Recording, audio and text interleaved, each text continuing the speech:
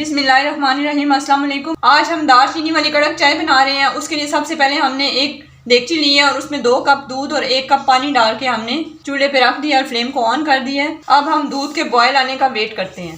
دودھ میں بوائل آ گیا ہے۔ اب ہم اس میں 3 ٹیبل سپون چینی کے ڈالیں گے۔ اس کو مکس کریں گے۔ یہ ہم اس میں 1 ٹکڑا دار چینی کا ڈال دیں گے۔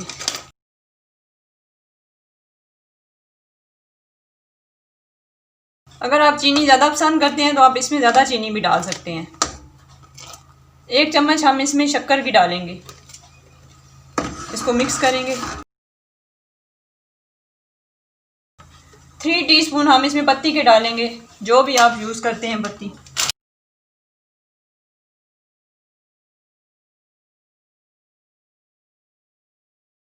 اس چائے کو ہائی فلیم پہ پھینٹیں گے اور 5 سے 6 منٹ تک اس کو پکائیں گے۔ ہم چائے کو گاڑھا کرنے کے لیے اس میں شکر ایڈ کرتے ہیں اور اس سے اس کا کلر بھی اچھا آ جاتا ہے۔ 5 منٹ ہو گئے اس کو پھینٹتے ہوئے۔ چائے ہماری تیار ہے۔